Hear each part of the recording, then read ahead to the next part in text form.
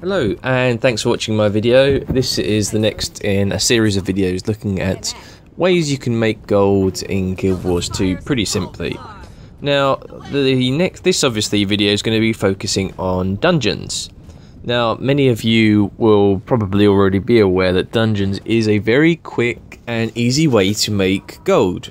And if anybody, if you're in a guild or if you're someone new starting out to the game, and someone asked you, I need to make gold, what's the best way to make gold? I'd say 9 out of 10 people will say dungeons is the best way to go.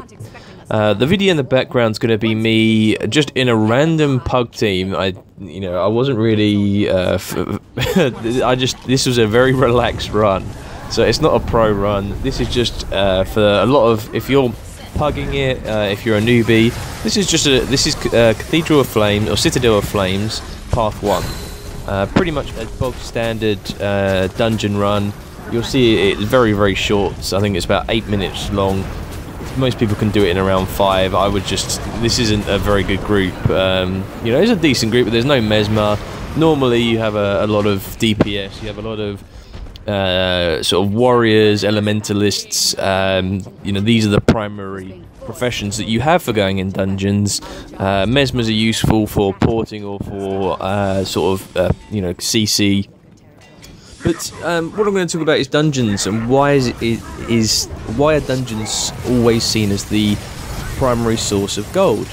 Well, there are a number of dungeons in Guild Wars 2. I'll come show later in the video all the dungeons that you can do, but you do generate a vast amount of gold. The minimum you get from each dungeon is 1 gold. You always get a gold for completing a run, and this is a daily run, so you can't keep doing, as which was done in the past. People would keep doing this path over and over and over again, and it got very repetitive. You could sit back and it didn't take very long to do. And Guild Wars, ArenaNet have sort of neglected the dungeons, and I don't see them, they haven't changed in over 12 months, I don't think. And I can't see them changing, even with the expansion pack. I don't think they're going to touch these dungeons here. They may increase, generate new dungeons, but the dungeons that they have right now, I don't see them changing. They make minor tweaks. The bit that you're going to see coming up to, everyone used to go down and jump up onto a little ledge, you couldn't get a hit. They removed that in a recent feature pack, and it means you have to sort of stay a bit more mobile. But yeah, so small things like that. But there are certain dungeons that we have in the game that are always track runs. Ascalon Catacombs, everybody does all 3 paths of that. But we look at something like Sorrow's Embrace. As a dungeon, people will always do paths 1 and 3. They will never do path 2, and that's because it takes a lot longer to do. And what would be the point, considering you can get the same amount of reward for a different dungeon, or for a quicker dungeon route? So what we're going to talk about in this video is why are dungeons the best source of income. Well, for a start, you do get a few little champions. As you'll see, I've already defeated 1 in this video. You'll get another champ box, well, sort of a chest at the end of this sort of segment. As you can see, I'm not exactly really focusing on this entire gameplay, but as an Ellie, I'm a Zerker Ellie, and I'm very squishy, especially in this stage. Especially to fire. But yes, back to what it is about dungeons that gets you a lot of gold. Well, there are 8 dungeons in the game. Theoretically, there is supposed to be 3 paths per dungeon, except for Arar, which has 4. So that is a substantial amount of dungeons. You could do 25 a day if you really, really wanted to. That will get you a minimum of 25 gold, but obviously the Arar dungeons you get around 3 gold for some of the paths, so you can make up to 30 gold flat. But what people don't realize is there a lot of the extras, if you look at the things I'm getting here, the bag of wondrous goods, a bit of extra gold, I'm salvaging sort of the blue items to get sort of mithril ore, I'm earning, you know, sort of dungeon tokens at the same time. I'm earning quite a lot of sort of, you know, different loot throughout the game, and it's this build-up that you get.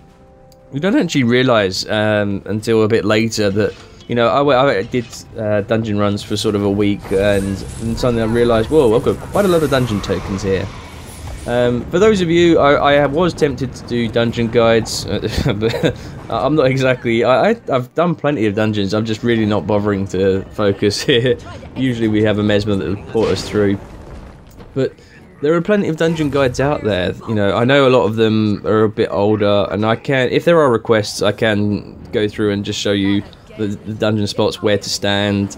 You know, a lot of the time it's pretty simple. You do get, I mean, I think the issue a lot of people, especially new people coming to the game, is when you're searching for a group, they can be restricting. If you know, they ask for Zerker gear, or you know, they say you have to be a minimum achievement points to join a party. That's just to try and separate people that would actually, excuse me, know what they're doing.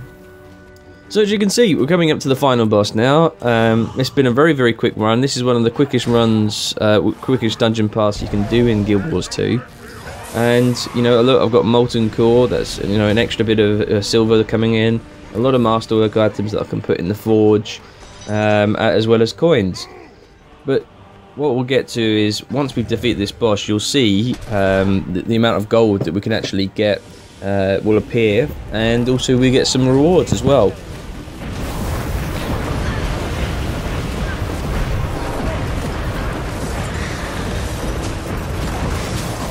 So we're just going to finish off this boss here, and then we'll discuss further, because I wanted to show you everybody, you know, there are different dungeons. There are specific dungeons that you can do that results in you getting quite a substantial amount of gold in the least amount of time.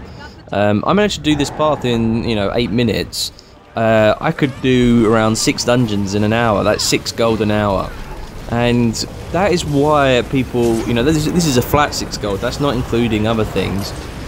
But this gold, you know, ratio per hour, that's why people say, you know, when you want to get gold, this is the quickest way to do, you know, quickest way to earn gold. You can do other events, you can do, you know, use your skill points, sell a lot of materials, but this is the easiest way, the quickest way, and the highest, you know, time spent to earn the amount of gold you can do. So when we're going to finish off this boss, we'll get a couple of different chests or rewards, a bit of XP as well, helping obviously going towards more skill points, which in another video shown how useful that it is.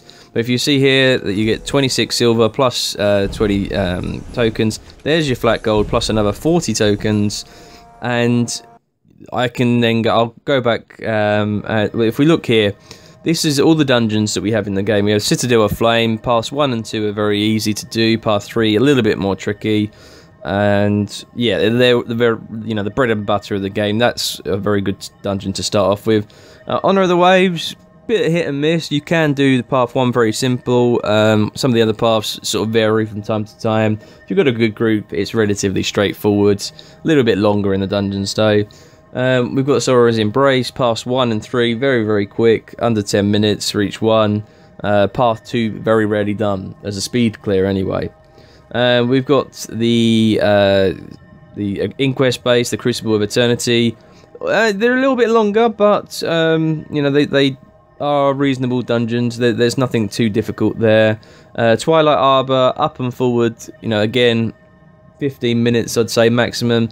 The Aether Blade path are substantially harder. We're talking over almost an hour, I think. Corticus Manor 1 to 3 pass, 1, 2 and 3, sorry, are all very simple. Don't take more than 15 minutes for each one, I'd say.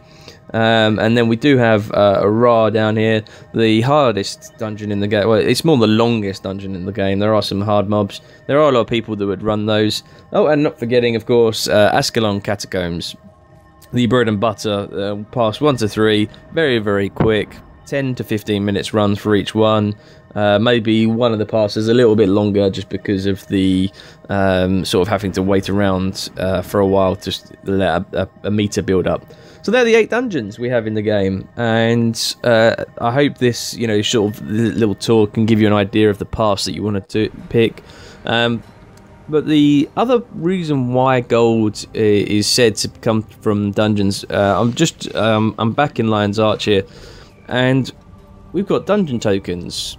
Now, dungeon tokens build up, and you know, if you keep running them, you can see here I've got a substantial amount. Well, not as many as some. I have been clearing it out as it comes along.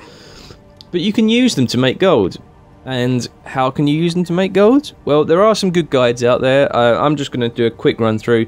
You can see you can buy weapons here. There are different token amounts for different weapons. It tends to be the offhand ones would be a little bit cheaper. And you want to buy these offhand weapons. Now, what we're looking at is Soldier's Insignia and the Soldier's Inscription. The Soldier's is PTV for Power, Toughness and Vitality. And if we look on, as we scroll down, look for the, if we're getting down here, there we go. So we've got the Inscription, there's 2.8 gold, and the Gossamer Insignia is a little bit more, so the armor is worth more. And that's what we want to do. So what we're gonna do is, as you can see here, if we decided to, if we get it, you can sell it for just over 2 gold. So what we're going to do, we're going to compare that to the Soldier's Inscription. It's not worth as much. So instead of the weapon, we're going to go back and we're going to buy the armor. But remember, you want to find the power, toughness, and vitality. I tend to go with the heavy armor just because I want the sort of the materials from that as well. But I'd suggest going for the helm. As you can see here, you obviously got the power, toughness, and vitality. You got the light and the medium armor here.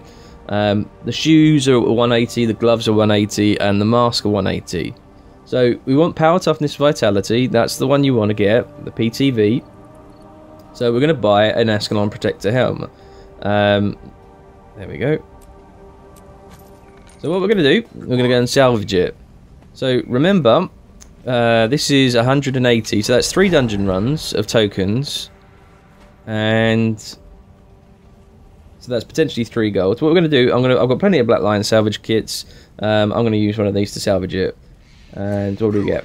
Oh, there we go. We've got Soldier's Intricate Gossamer and 2 Globs of Ecto. So that's at least another 60 silver as well. If we just check, oh yeah, minus the fee. Yeah, it's around 60. Yeah, I'd say 60 silver. So, and the Soldier's Insignia. So that's around 1.8 silver. Sorry, 1.8 gold. So I'd say around 2.5 gold. I can sell that Superior Ring of the Monk. Yeah, so another 2.5 gold, pretty much, by converting your dungeon tokens into materials and insignias. So, although people say, you know, dungeons are a great source of gold, you know, you get 1 gold, you know, at least 1 gold every run. Not including obviously all the salvageable materials. It's these dungeon tokens that as well really add on an extra boost when you know, if you need to get a quick armor. Again, it wasn't just the Ascalon Catacombs, the vendor. Remember that the order is different, so the power, toughness, vitality order on the Sorrow's Embrace merchant is in a different location. So we're going to buy the Forgeman helmet, salvage that. Oh, look at that! We've got 3 Globs of Ecto this time. Glob of Dark Matter, and again another insignia. So again, that's well, just from 3 dungeon runs worth of tokens. It's only 180 tokens, and you're going to get what's that? Over 2.5 gold. So and that's profit. So from 6 dungeon runs, I've made another 6 dungeon runs because of the Ascalon Catacombs.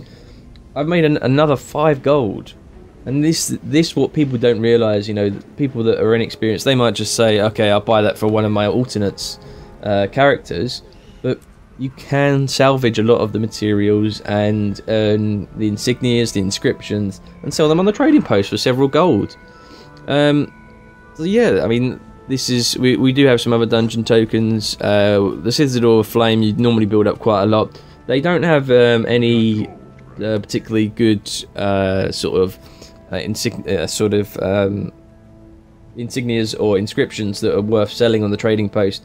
So what we're going to do, we're going to buy some rares. Now we've got 30 apiece. We're going to buy the light armor because you can get silk back from that, and it would be a lot easier if it was on a light armored character, because then this wouldn't pop up all the time.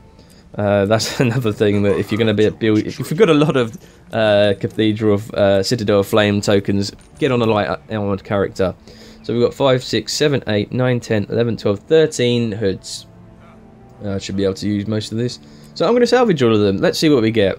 So out of 13, I'd hope to get at least around 13 ectos. You know, that would be fantastic. I got a good result there. Remember, this is 30 tokens. So this is like 2 runs get you 2 hoods. So if you think about that, from this run here, I'm doing quite well actually. Okay, if this comes out to 2 ectos, then it would have been worked out 1 ecto per 30 tokens. That, if you look at, obviously when you sell the ectos, they're around 35 silver minus the trading fee and the tax. So you're making 30 silver per ecto. Here we go, let's just salvage that. Ah, perfect. 12 ectos for 12 hoods. And obviously the silk as well. I've got 28 silk. There you go, that's another 43 odd gold, 42 silver, sorry. And then 4.3, yeah, just under 4 silver, under 4 gold. So again, I'm making a substantial amount of money from these dungeon tokens. So I hope this has been helpful for you. You know, a lot of people were a bit unsure about how dungeons, you know, can earn you a lot of gold. I hope this video has shown you some different ways. Apart from the odd bog standard dungeon run, it's what you can do with the dungeon tokens and which dungeons should be run. Thanks very much for watching. I'll catch you soon.